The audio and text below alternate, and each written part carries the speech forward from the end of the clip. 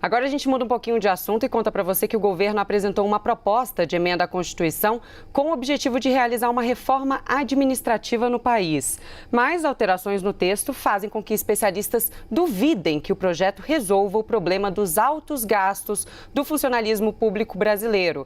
A gente vai ver mais sobre esse assunto na terceira reportagem da série sobre a reforma.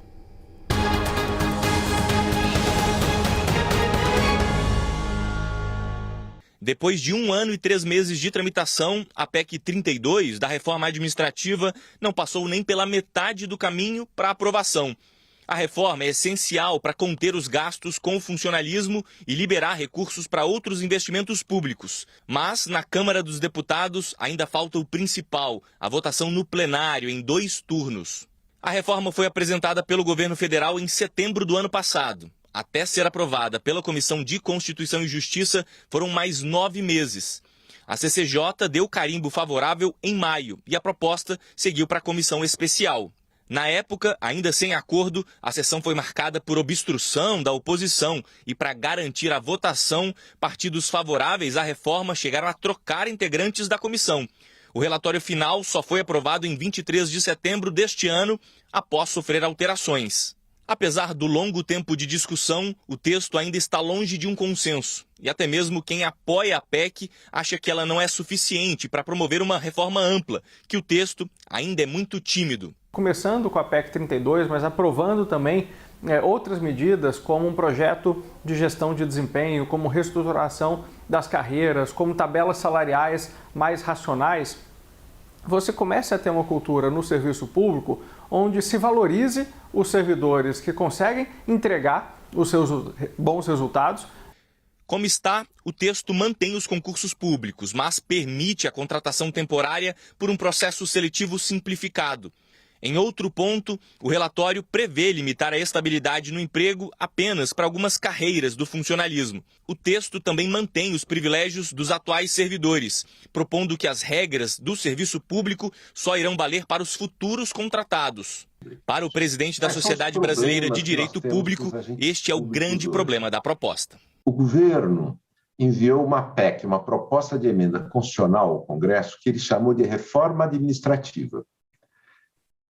E as propostas que estão ali são, em grande medida, inócuas. Você tem que mexer nas regras dos servidores atuais que estão fugindo, por exemplo, do teto de vencimentos. É preciso corrigir isso. O texto aprovado é a 6ª versão da reforma administrativa. De lá para cá, a proposta está parada há 3 meses. E a expectativa é que o tema não seja colocado em votação em 2022. O motivo? Ano de eleição.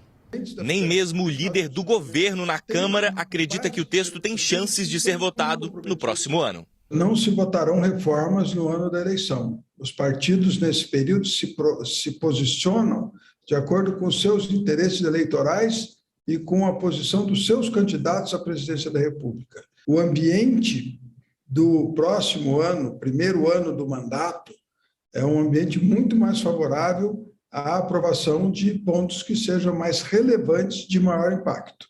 A dificuldade para a aprovação de mudanças mais profundas não é nova. Entusiastas da reforma apontam que é preciso dar uma resposta ao lobby que aumentou o tamanho do funcionalismo. As únicas mudanças que a gente viu na legislação da administração pública nos últimos 20 anos foram mudanças corporativistas que aumentaram excessivamente os salários de determinadas carreiras por pressões que elas faziam no Congresso. Para o consultor político Creomar de Souza, a reforma administrativa não precisaria ser discutida por uma proposta de emenda à Constituição. Ele afirma que projetos de lei, já tramitando no Congresso, poderiam alterar a estrutura do funcionalismo. Existem pontos que devem ser ajustados. Avaliação de desempenho, a questão de alguns períodos de férias que são realmente muito grandes, alguns tipos de penduricalhos que fazem com que as remunerações ultrapassem um teto. O ex-diretor do Banco Central, Alexandre Schwartzman, avalia que o texto atual não traz melhorias. Se é para fazer isso, melhor não fazer nada e aproveitar os mecanismos que já foram criados na reforma administrativa de 98, que poderiam ser regulamentados e usados e, enfim, ao invés de tentar abrir uma outra discussão que poderia tornar o problema ainda pior do que ele é hoje. A preocupação de especialistas é que a atual PEC não resolva a ineficiência do Estado, seja ela aprovada ou não em ano eleitoral. Ela acena com a possibilidade de os servidores que entrarem no futuro terem um regime desigual em relação aos que estão hoje. Quer dizer, vai aumentar a desigualdade em relação aos atuais e os que entrarem no futuro. Um consenso entre todos os economistas é justamente o desafio de fazer com que essa reforma não seja seletiva e acabe aplicando a isonomia entre todos os servidores. Hoje em dia, os benefícios do judiciário não estão sendo atacados por essa atual reforma, o que faz com que exista, sim, uma seletividade no tratamento dos servidores que apenas aumenta as distorções que a gente já tem.